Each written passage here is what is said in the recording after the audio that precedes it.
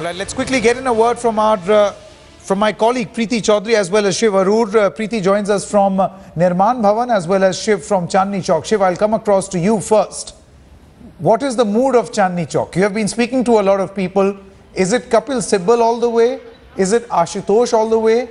Or none of the above? Or maybe Harshvardhan? It's actually perhaps, I would hazard to say, Sanket, one of the most intriguing fights, we're seeing in Delhi and perhaps in the Lok Sabha itself.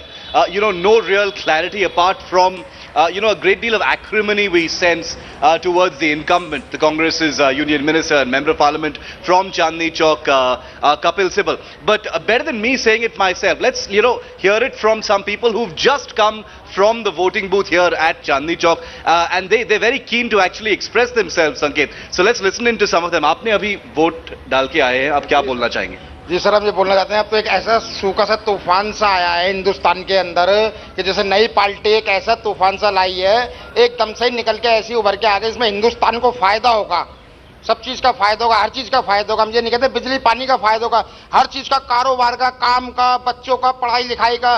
ये हिंदुस्तान में ऐसी party आई है, हिंदुस्तान में ना आ सकती ना आने वाली पार्टी आएगी। ये इतनी बढ़िया बेहतरीन पार्टी आई है, हम इसको दुआ करते हैं, अच्छा करते हैं। हमारा हिंदुस्तान एकदम से ऐसा पलट के आया इस पार्टी के ऊपर, हिंदुस्तान ने इसको पूरे ने कोऑपरेट करा है, विदेश और सब कुछ सब कांप उठाया। ये क्या हो गया है, कौन सा तूफान आ गया सूखा? इस तूफान को तो आना ही नहीं चाहिए था। हम तो कहते हैं ऐसे तूफान और दिल्ली में छुपे हुए हैं हिंदुस्तान में, तो वो आने चाहिए। This is a voice that we're hearing a lot from people, talking about the alternative option. It's not just about the Congress and the BJP, and now that there is a third option, there's no better time than to exercise it. I want to get you one more voice before I hand it back, Sanket.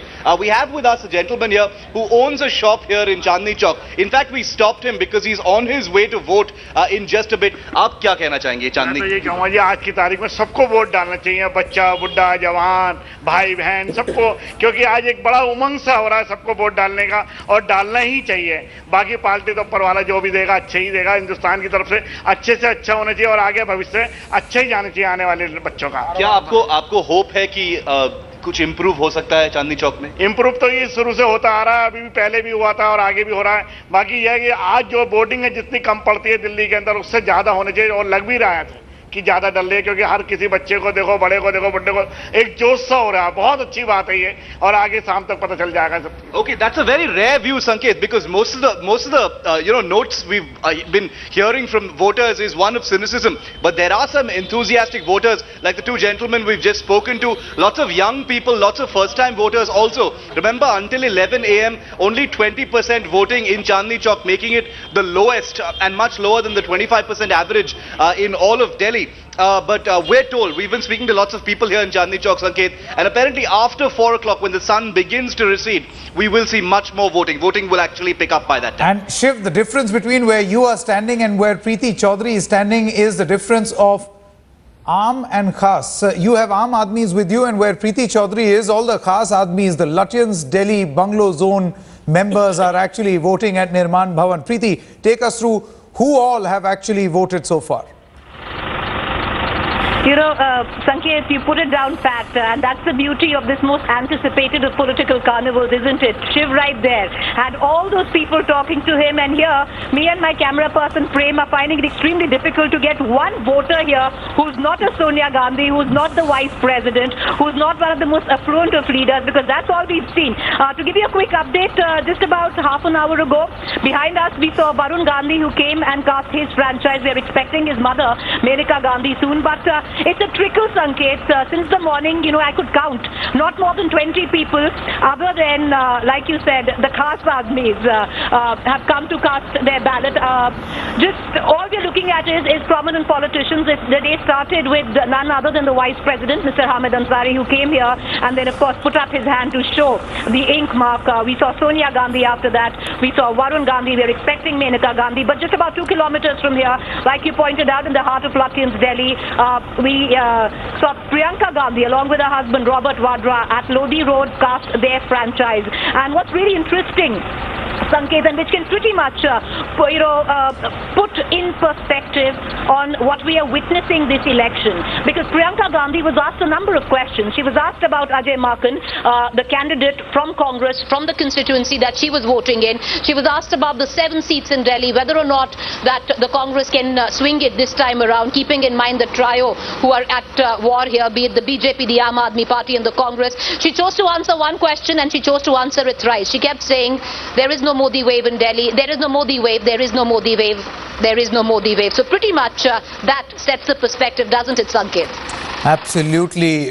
Shiv and Preeti, do stay with us. We also have Ashar Khan joining us from the Congress office. Now, Ashar, it's not just Delhi and the 7-on-7 that every political party is talking about, but the rest of the country as well. There are 91 seats and the Congress party must have carried out some assessment, a realistic assessment particularly, of how much they stand to win or lose. Can you just take us through what the Congress's assessment has been in these 91 seats?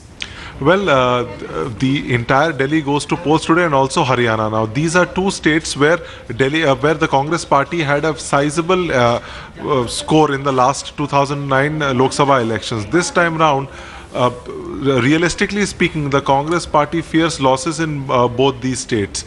Though in Haryana they are set to lose about 3 to 4 seats, and in Delhi also they've realized that they will not be able to match up to their previous tally, which is of 7 seats.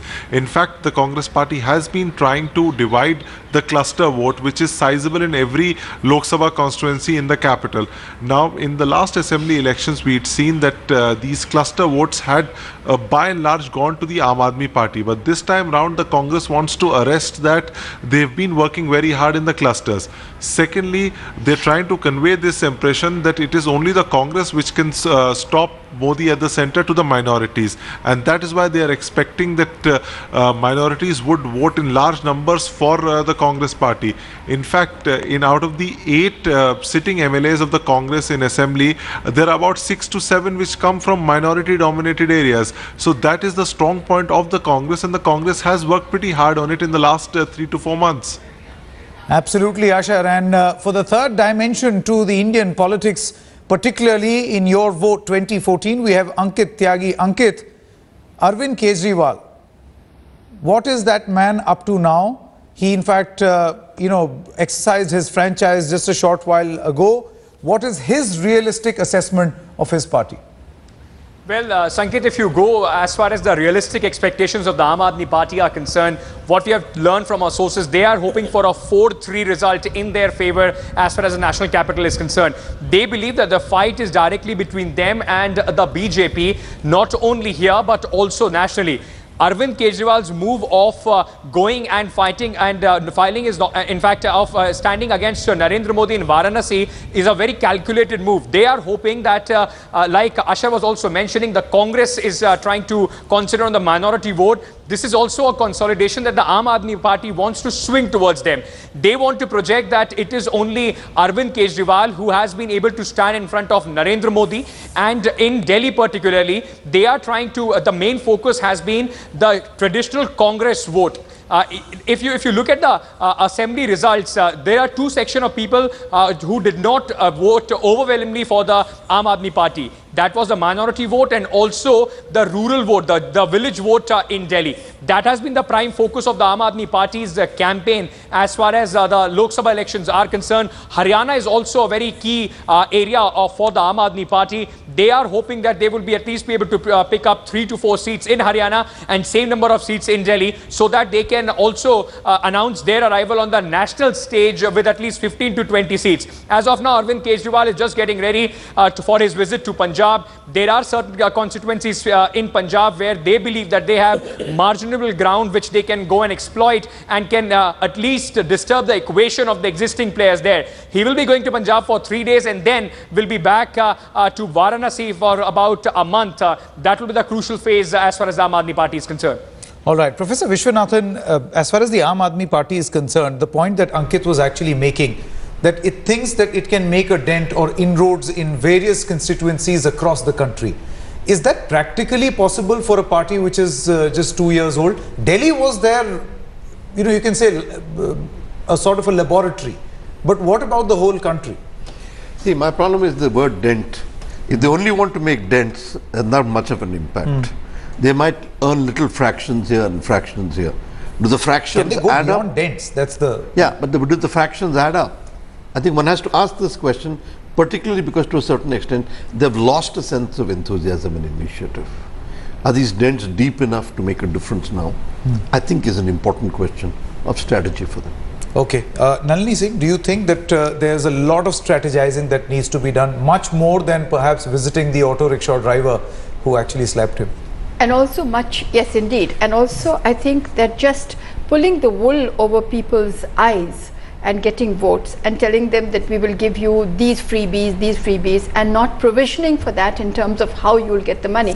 I think these are things that will, these are the chickens that will come back to roost very soon after, when people realize. But I think that today, Sanket, it's quite evident from what we see that people will vote for change. They will also vote for that person or that force, that person who will kickstart our stalled lives and our stalled opportunities. So that's clear. The country is saying that we are not going to be what we have been in the last 15 years. We are going to go ahead and be something different. Now, and if we are going to fall into a pit later on because we did not provision for the difference, that's another matter. But I think the country is now saying that we are now no longer going to say, look, we are helpless, we are poor, Absolutely. we are third Most world, of the we are- reactions that we actually got through the course That of we the will- day, we they were want to talking change. about change. Now, what that change is, that actually can be spoken about. Mr. Yagnik is also with us. Mr. Yagnik, the focus, many would accuse media channels as well as TV stations of focusing only on the metros, but it's 91 constituencies that we are talking about, and particularly the second big focus as far as, or the biggest focus as far as Headlines Today is concerned, is the Red Corridor.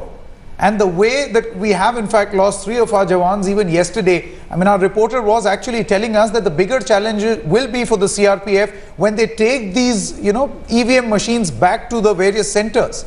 Maybe the Maoists may strike again. It is a bigger challenge for the security forces, but at the same time, if the tribals, particularly in the 5th schedule area, see, we are referring only as a red area, but we are not talking about 5th schedule area. And in 5th schedule area, if the tribals are taking interest and they are supporting person like Soni Sori, then it is an important development. And now you find that tribals are much more aware about the present as well as about the future. I would also like to add one thing, because earlier we were discussing about marital status of Narendra Modi. Simply I would like to inform that in Gujarat it is a well-known fact about Modi's wife Jasoda Ben since last 20 years. Gujarati media time and again, they have published this story. Now at the national level, we are discussing for the first time. This is just for your information.